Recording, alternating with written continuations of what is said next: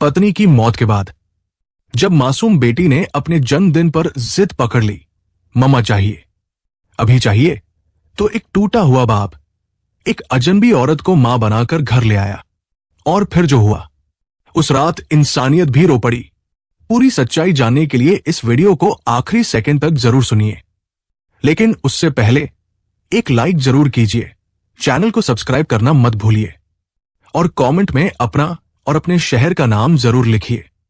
दोस्तों, ये सच्ची कहानी बिहार के मुजफ्फरपुर जिले की रेड लाइट एरिया चतुर्भुज थान से कुछ किलोमीटर दूर एक मोहल्ले की है, जहां रंजीत ने जब अपनी 3 साल की बेटी इशिता को झूठा दिलासा दिया था, बेटा तेरी मम्मा आज तेरे बर्थडे पर जरूर आएंगी, तो वो बस उसके मासूम चेहरे की मुस्कान के लिए था। लेकिन अब उसी मासूम ने जिद पकड़ ली थी, पापा आप मम्मा को ले आओ, नहीं तो मैं केक नहीं काटूंगी। रंजीत के सामने अब कोई रास्ता नहीं था। उसकी पत्नी कविता की मौत को 1 साल बीत चुका था। वो दर्द जो उसने आज तक अपनी छाती में दफन कर रखा था, आज फिर से फूट पड़ा था। पर बेटी की जिद बाप के आंसू से ज्यादा मजबूत थी। रंजीत ने एक गहरी सांस ली और कहा, ठीक है बेटा, मैं मम्मा को लेने जा रहा हूं, लेकिन तुम दरवाजा मत बंद करना। इशिता ने अपनी नन्ही उंगलियों से उसके हाथ को पकड़ लिया था, जैसे भरोसा दिला रही हो, पापा जल्दी आना। रंजीत बाहर निकला।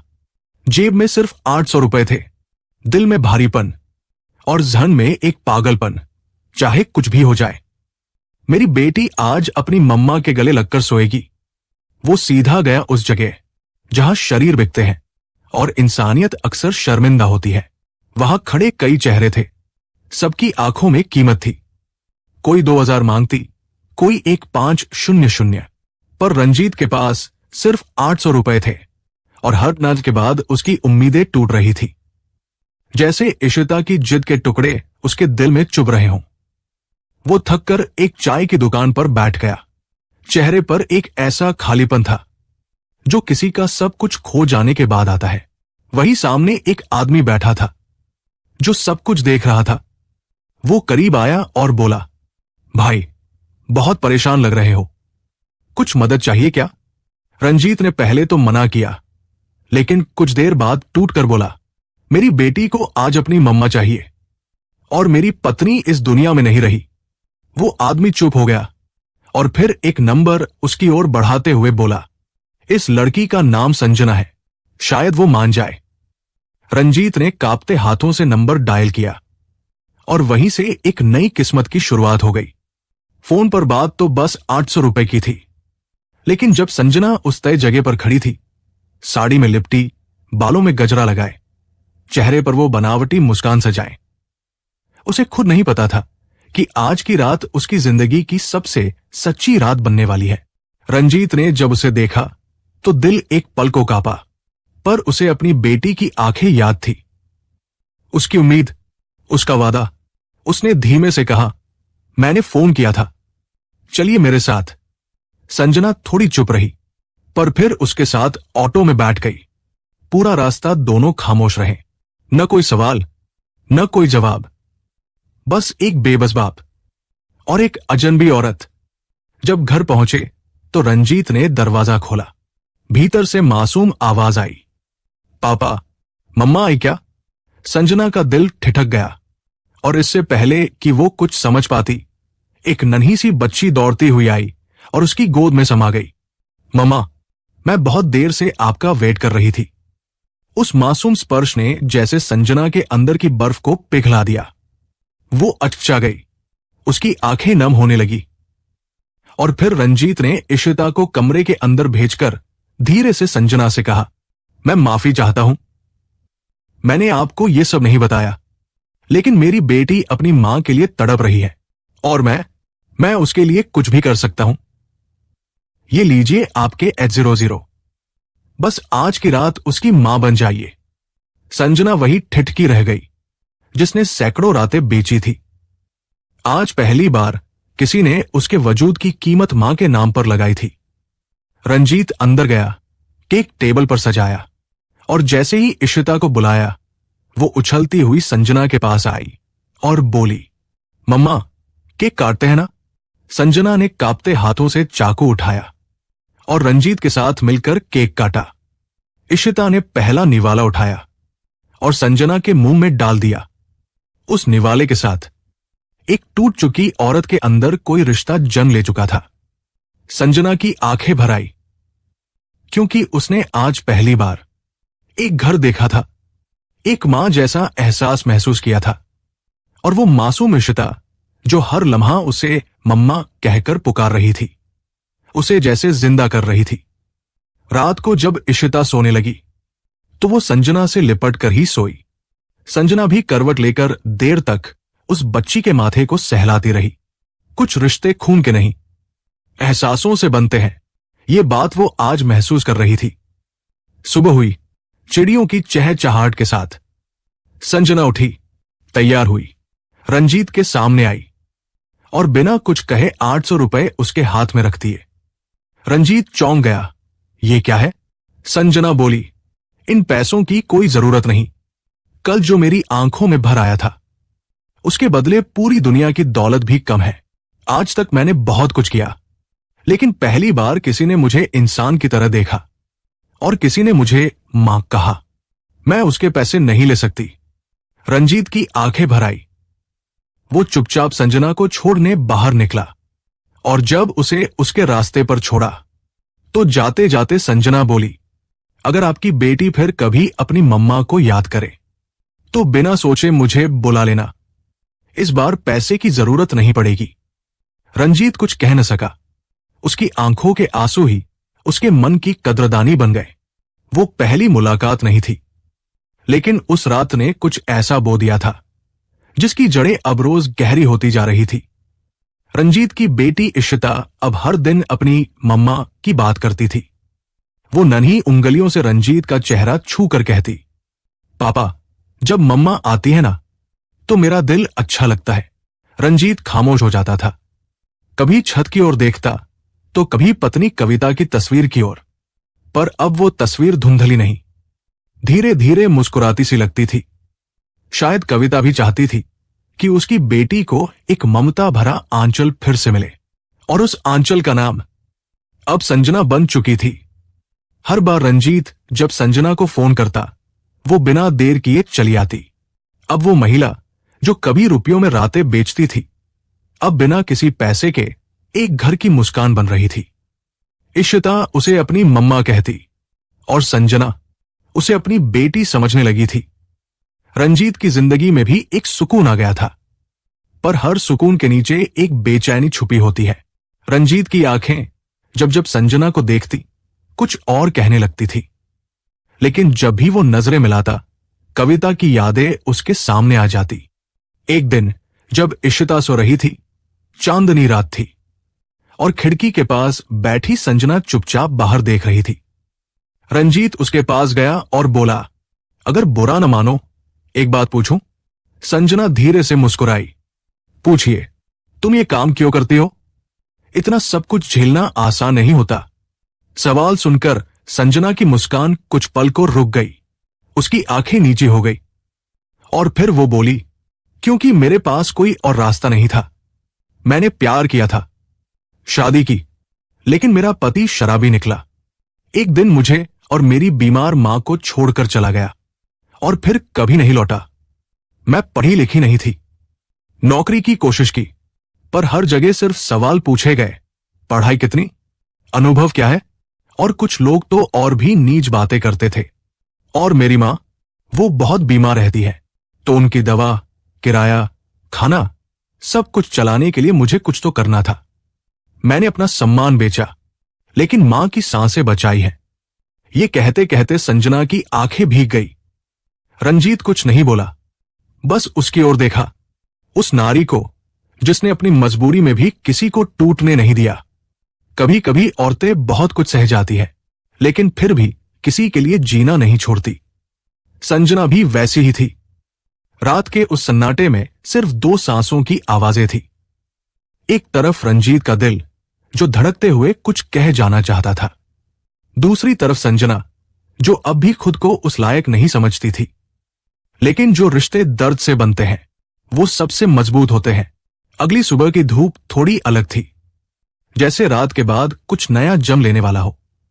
रंजीत आज ऑटो लेकर तो निकला, लेकिन मन में कुछ और ही चल रहा था। संजना की आंखों में जो दर्द उसने रात में देखा था, वो अब उसकी आत्मा में उतर चुका था। वो सिर्फ एक महिला नहीं थी अब उसके लिए, वो अब उसकी बच्ची की मां और खुद उसके दिल की आवाज बन चुकी थी। शाम ढलते ही वो दोबारा उसी जगह पहुंचा जहां संजना अपनी मां के साथ किराए के एक छोटे से कमरे में रहती थी। दरवाजे पर दस्तक दी। अंदर से संजना ही निकली। रंजीत कुछ पल खड़ा रहा, फिर धीरे से बोला, अगर मैं कहूं कि तुम्हें अब ये सब नहीं करना पड़ेगा, तो क्या तुम मेरी बात मानोगी? संजना चौंकी। मतलब? उसने धीमे से पूछा। रंजीत की आवाज भर आई।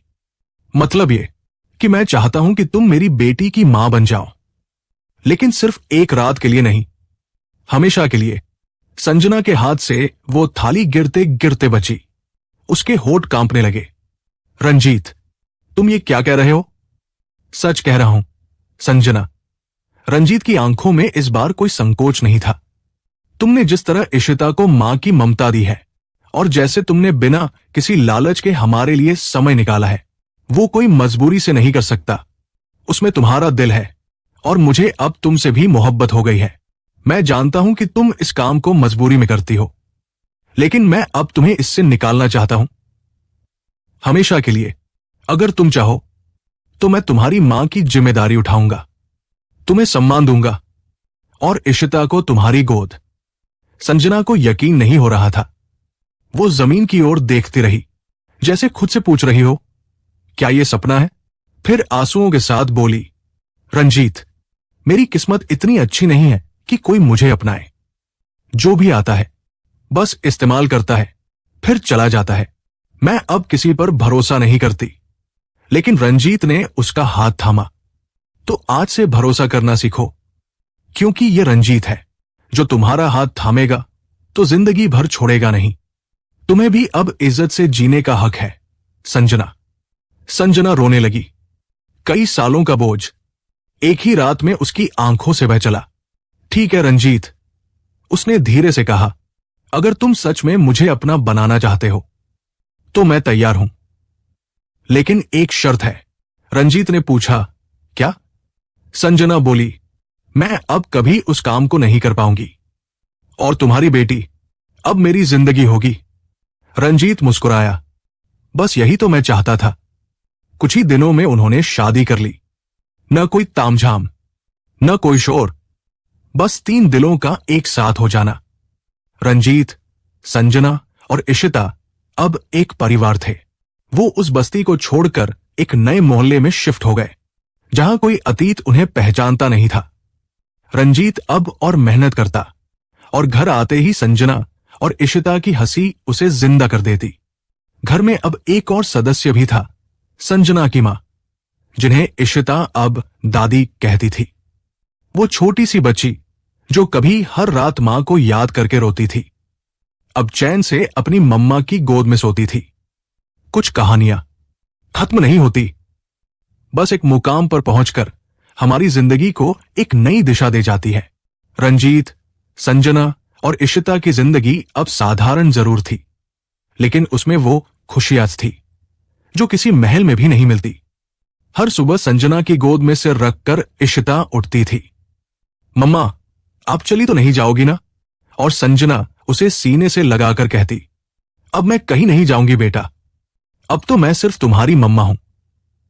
रंजीत ये सब दूर से देखता और उसकी आंखें भर आती, क्योंकि उसे पता था उसने सिर्फ एक औरत को नहीं अपनाया, उसने अपनी बेटी को मां और एक टूटी औरत को नया जीवन दिया था।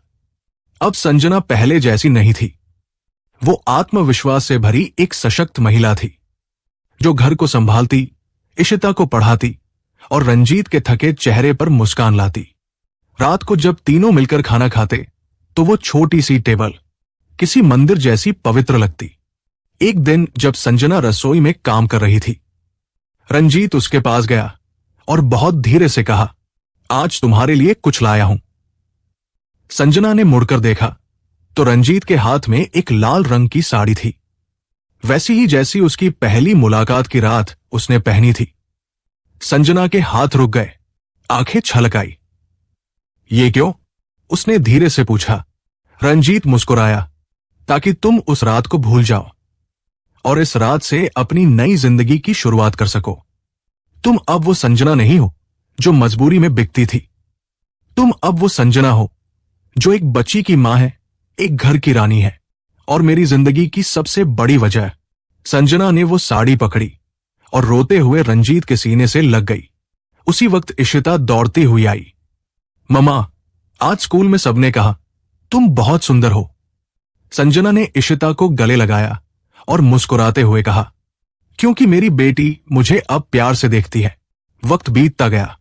इशिता बड़ी होने लगी, स्कूल जाने लगी, पढ़ने लगी। एक दिन स्कूल में जब मदर्स डे मनाया जा रहा था, हर बच्चा अपनी मम्मा के साथ स्टेज पर गया और जब इशिता की बारी आई, वो संजना का हाथ पकड़कर स्टेज पर ले गई। स्टेज पर पहुंचकर माइक में बोली, ये मेरी मम्मा है जिन्हें भगवान ने मेरी जिंदगी में थोड़ी देर से भेजा, लेकिन जब भेजा तो सब कुछ ठीक कर दिया। पूरा हॉल तालियों से गूंज उठा और संजना की आंखों से वही आंसू निकल पड़े जो कभी दर्द में गिरते थे, अब गर्व में बह रहे थे। इस कहानी में न कोई अमीर था, न कोई हीरो, बस एक पिता था जो बेटी की मुस्कान के लिए अपना सब कुछ दांव पर लगा बैठा। एक औरत थी जिसने अपनी मजबूरी को ताकत बना लिया और एक बच्ची थी जिसकी मासूम जिद ने 2 अधूरी जिंदगियों को पूरा कर दिया। कभी कभी परिवार खून से नहीं बनते, दिल से बनते हैं और वही सबसे मजबूत होते हैं। अब सवाल आपसे, क्या अगर आपके सामने कोई ऐसा इंसान आए जिसका अतीत धुंधला हो लेकिन दिल साफ हो, तो क्या आप उसे एक नया मौका देंगे? क्या आप भी इंसान को उसकी बीती जिंदगी से नहीं बल्कि उसके आज के व्यवहार से आंकेंगे? अपने जवाब नीचे कमेंट में जरूर दीजिए। और अगर कहानी ने आपकी आंखें नम की हो तो इसे शेयर कीजिए ताकि कोई और भी जान सके कि दुनिया में अब भी इंसानियत जिंदा है।